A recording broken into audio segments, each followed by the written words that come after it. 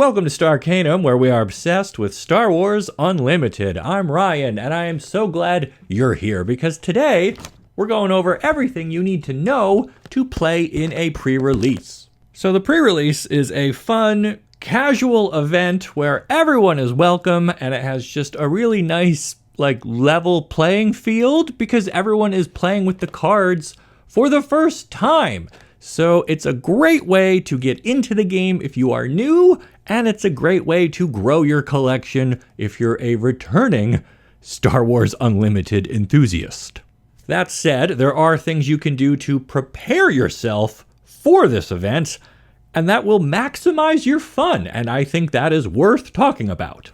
When you play at your store's event, they will give you a pre-release kit, which does technically contain everything you need to play in the event, but there are still some things I would recommend that you bring as well. First thing you might want is a playmat. If you've got one, you can bring it or pick one up at the store yourself. It's just a good way to kind of define your play space, and it gives you a nice smooth surface to work off of. I think it's a really good investment. If you don't own a playmat yet, consider picking one up.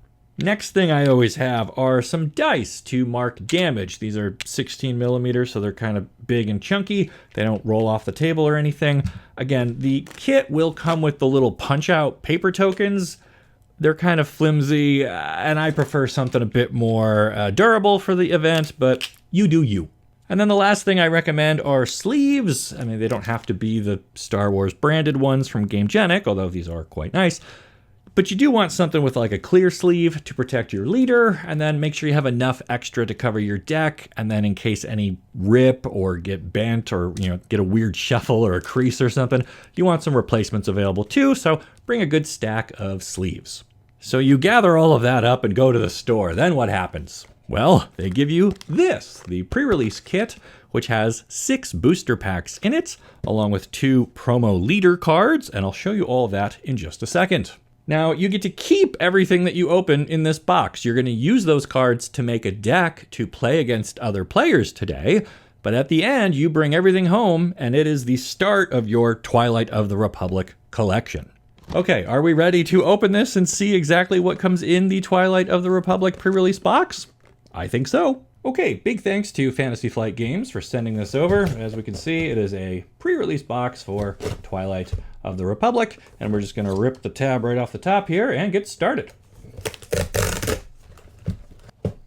Okay, so inside the box, we've got a little tip sheet here that explains the rules of how to make a pre-release deck, which is very handy.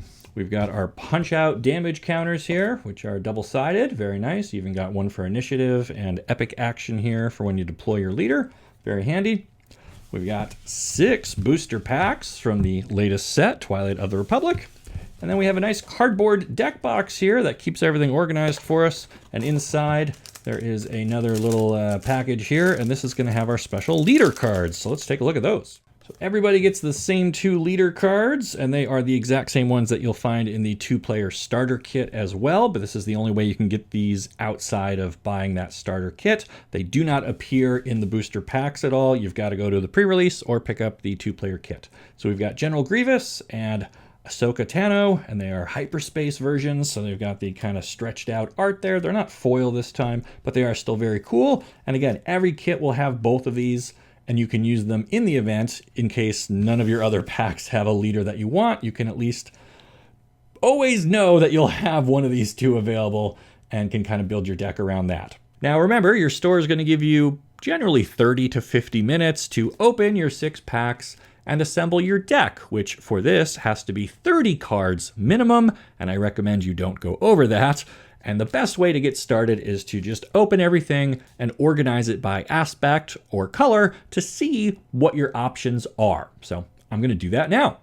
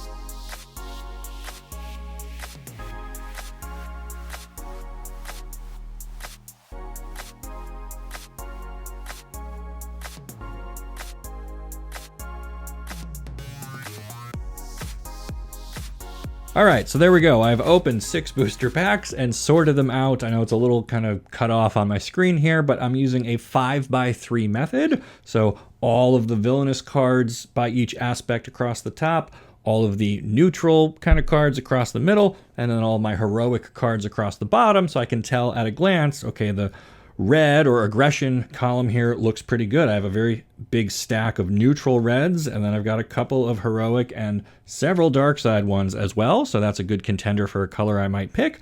But this just lets me see at a glance where I have the highest concentration of cards, and that might affect my decision for what type of deck I decide to make.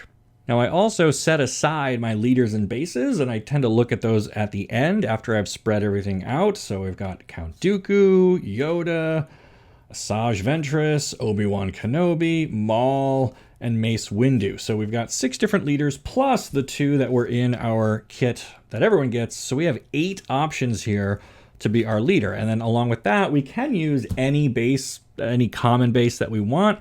We did open at least one of each color, so I can use any of those. And if I didn't open the base, my store would have a stack of these available, or I could just ask one of my neighbors as I'm setting up, hey, are you using that blue or that yellow? Can I borrow that for today? Most people are happy to let you borrow those.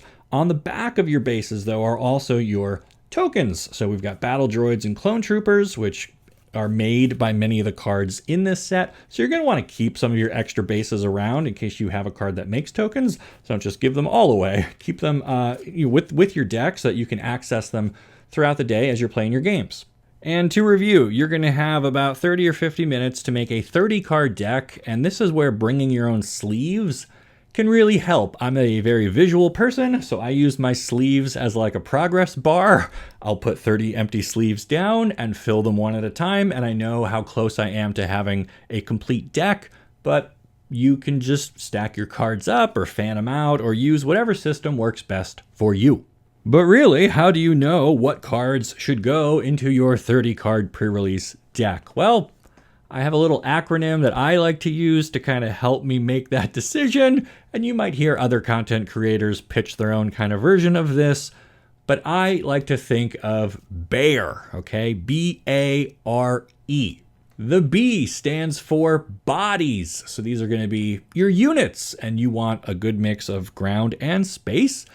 And bodies are like the most important thing. They should make up more than half of your deck, and you want ones with good stats, good abilities, and that kind of cover a whole range of costs, although you do give some extra preference to the lower cost units because those are the ones you're going to play early and play often, and they are going to kind of dictate your tempo for the game. So some examples of good bodies I opened in this pool include this beautiful foil hyperspace Jyn Erso, who can attack really well early on, or Savage, who is just a 7-cost 7/7 that might even get to ready himself when he comes into play. Either of these would be great additions to my deck, and it just depends if I'm going for a heroic or a villainous build, but these alone might make me look at red or villainous a little more closely than the other colors because these might be 2 of the best bodies that I opened in my whole pool. After looking at my bodies, the next thing I'm looking for are ambush cards. That's the A in BARE. Ambush is one of the most powerful abilities in the game,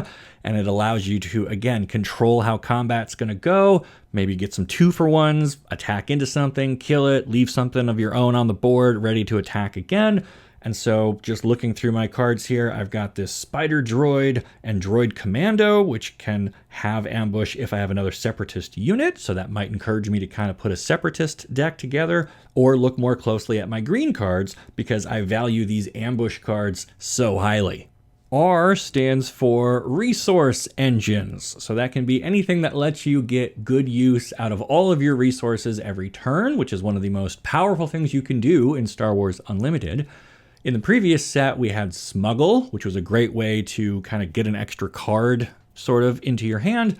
In this set, we've got cards like this Compassionate Senator, who has an action that requires 2 resources, but you can do this every turn. And this is a good way to use up those extra resources if you're not curving out right, if the board has kind of stalled out, or if you're running out of cards to play, but you still have some extra resources available.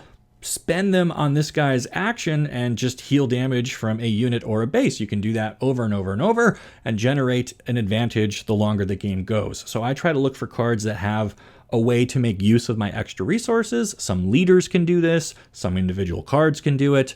You probably want 1 or 2 ways in your deck just to kind of soak up those extra resources so you're not wasting anything going turn to turn. And then the E in my BEAR acronym stands for events, and these are kind of the last thing I consider when making a deck, although they are still important. You especially want to focus on removal cards or tricks that will help you kind of control the pace of the game and make sure your units survive longer and that your opponents die a little faster. So in my pool here, I've got a hello there, which can be used to give something -4/-4 and hopefully defeat it, or grenade strike, which deals 2 damage to a unit, and then I can deal 1 damage to another unit in the same arena. So these are great ways to kind of pick off smaller, annoying things that my opponent might have, or finish a sentinel so I can then attack their base. You really want access to a couple of these in every deck. It's just a good way to make sure you have answers for your opponent's board. So after just quickly looking through my entire pool and all of my available leaders, I think right now I'd be most interested in using my Mace Windu here and maybe pairing him with a green base and doing like a red-green heroic kind of build that lets me use some of my ambush cards, that lets me use some of my good bodies, some of my removal, and just kind of maximizes what's in my pool here. But there are so many different ways I could go with this, and I could sit here and think about it forever. The catch is I only have less than an hour to put together something, and I want to get to playing as quickly as possible. So don't overthink it. You're there to have fun, to learn new cards, and to experience the pre-release events. But there are some things you can do to kind of organize yourself and, again, maximize your chance of having a good time. So let me leave you with some final tips for the pre-release. Number 1, be friendly.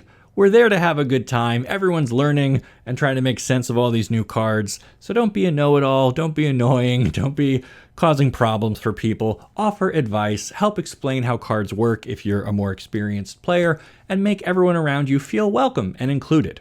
Number 2, don't be afraid to ask questions. If you are a newer player, play off of what I just said. Everyone should be there to help enjoy the experience. So if you're confused about something, if you need advice on which card to put in or take out of your deck, just turn to your neighbors and see what they're doing and ask their opinion. That's how you grow as a player. Now, most stores will also throw in some prizes just based on you being there participating, although some places do tie it to your record and how many wins you get. But that's not really why we play in these events, right? We are there because we enjoy the game and we want to collect all the cool new cards and just embrace the fact that we are obsessed with Star Wars Unlimited.